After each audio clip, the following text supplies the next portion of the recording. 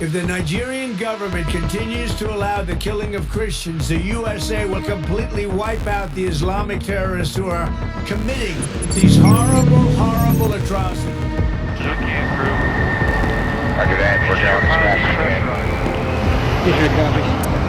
Since late December 2025, Nigeria has witnessed a sharp escalation in kidnappings and violent attacks across multiple states.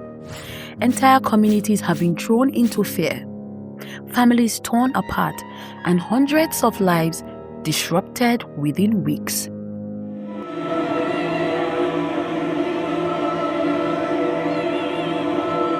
To understand the scale of what is unfolding, we must look at events that preceded the end of 2025. In the months leading up to December, United States President Donald Trump issued public warnings that the US could take action over what he described as extremist violence against Nigerians in Nigeria. If we attack, it will be fast, vicious, and sweet, just like the terrorist thugs attack our cherished Christians. These warnings were framed within broader counter-terrorism concerns and the protection of civilian lives. Nigeria was designated as a country of particular concern. You are now clear to engage the moving vehicle. On December 25, 2025, the United States carried out airstrikes targeting Islamic State-linked militant camps in northwest Nigeria, according to US and international media reports. It was a sweet Christmas gift to Nigerians. US officials described the airstrike as a counter-terrorism operation. Nigerian authorities said the action was coordinated as part of wider security efforts. Casualty figures were not officially disclosed, but reports confirmed militant targets were hit in remote areas.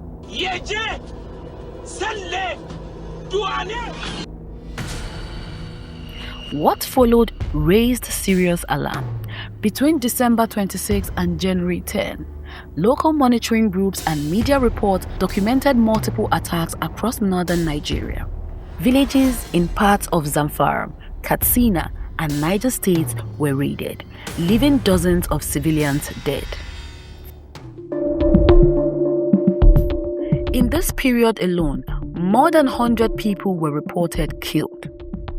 At the same time, kidnappings surged dramatically. On January 19 and 20, 2026, gunmen carried out coordinated attacks on churches in Kaduna State, storming worship services.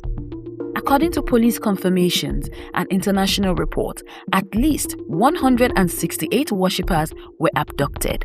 Some local leaders placed the figure at over 170. They gather all the people, both the two churches, and then carry them away. Authorities initially downplayed the report before confirming that a large-scale abduction had occurred, one of the largest church kidnappings in Nigeria's recent history.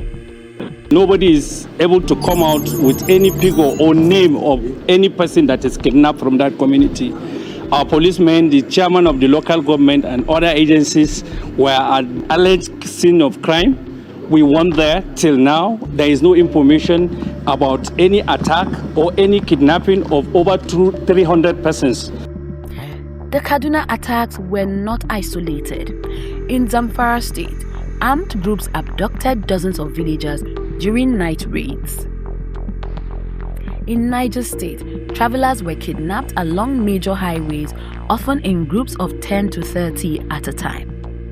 In Plateau and Katsina states, repeated attacks left scores dead, with many victims taken to forest camps. By mid-January 2026, conservative estimates from security and humanitarian trackers indicated that since December 25, more than 350 people have been kidnapped. Over 180 people have been killed.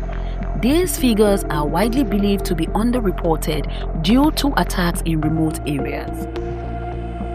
On January 21, Nigerian security forces announced a breakthrough. Copy 6 miles. Let me know when you see the target area and I'll start the talk on. We see it, start talking. Roger that, we're there, start talking. 62 kidnapped victims were rescued and 2 militants were killed during operations in Zamfara and Kebbi states. Authorities described the operation as successful. However, attacks elsewhere continued, underscoring the scale and resilience of kidnapping networks. It is important to be clear, kidnapping did not begin after December 25. Throughout 2025, Nigeria experienced repeated mass abduction. In November alone, more than 300 school children and staff were kidnapped in Niger State. Several other incidents involved between 50 to 100 victims at a time. What has changed since late December is the frequency, coordination, and boldness of these attacks, even after international military intervention. Security analysts point to a combination of factors: weak security presence in rural areas, severe economic hardship, proliferation of illegal weapons, long-standing insurgencies evolving into profit-driven criminal networks. Although the military operation has received some local support from individuals who now feel some level of relief after years of sluggish counter-terrorism campaigns in Nigeria, there are reasonable fears over the immediate and long-term security implications of the operation. According to Hakeem Onakwajo, an associate professor of political science, the strike by the US could ignite historical religious tension between Christian and Muslim communities. He believes this could happen due to the framing of the conflict as a Muslim targeting Christian problem.